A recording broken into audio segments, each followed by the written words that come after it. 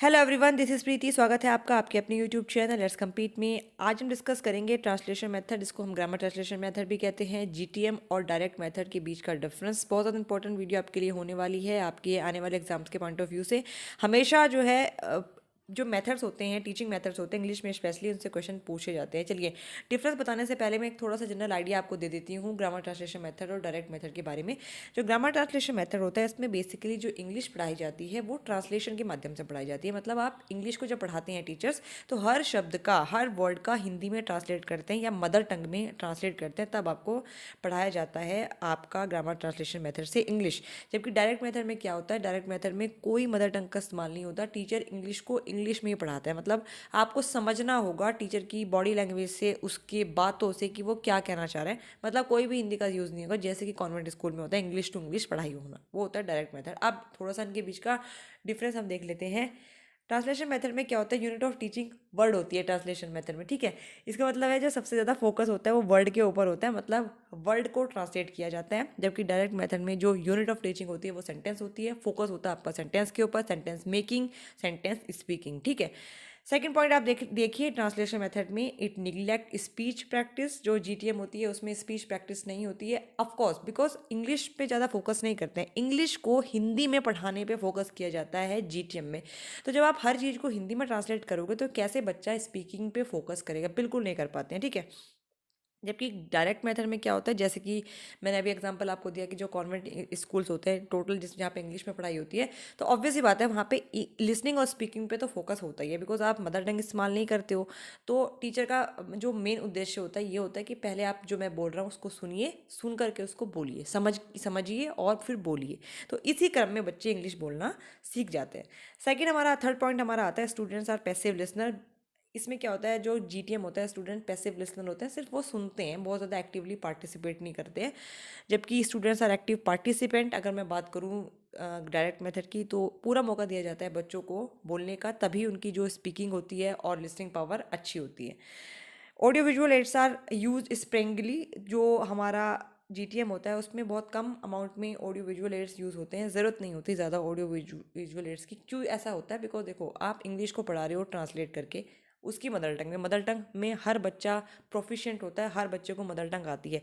तो ज़रूरत ही नहीं पड़ती कि आपको टीचिंग एड के माध्यम से बच्चों को पढ़ाना पड़े, क्योंकि ऑलरेडी आप उसको मदर टंग में ट्रांसलेट करके बता रहे हो, सिंप्लीफाई कर दे रहे हो चीज़ों को। जबकि अगर मैं डायरेक्ट मेथड की बात करूँ तो बहुत ज़्यादा डायरेक्ट मेथड में यूज़ होता है ऑडियो विजुअल एड का, extensive use of audio visual ads होता है। क्यों ऐसा होता है, देखो बच्चा क्या होता है, जैसे अगर मैं बात स्पेशली करूँ इंडिया की, मैं बात करती हूँ, हमारा अपना कॉन्टेक्स्ट लेके चलते हैं।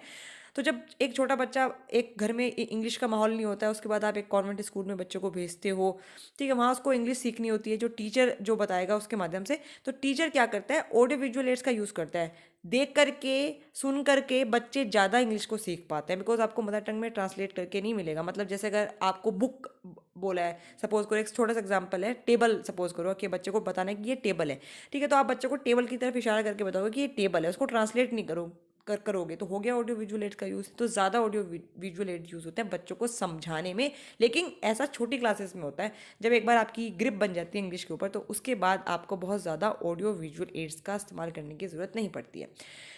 अगर मैं बात करूँ जीटीएम की, तो जीटीएम में grammar is taught by deductive method. Grammar deductive method से बच्चों को सिखाई जाती है। मतलब आप पहले सीधी सी बात है, रूल्स पढ़ाएंगे, रूल्स के बाद एग्जाम्पल देंगे। जबकि ग्रामर पढ़ाई जाती है इंडक्टिव तरीके से।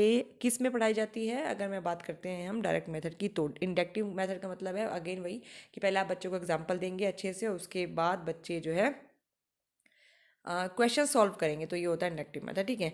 चलिए, मदर टंग डोमिनेट्स इन मेथड। जैसे मैंने अभी आपको बताया कि इस मेथड में जीटीएम में होता है मदर टंग बहुत डोमिनेट करती है। It's all about mother tongue, मतलब आपको इंग्लिश सिखानी है, लेकिन सिखानी कैसे, मदर टंग का यूज़ करके।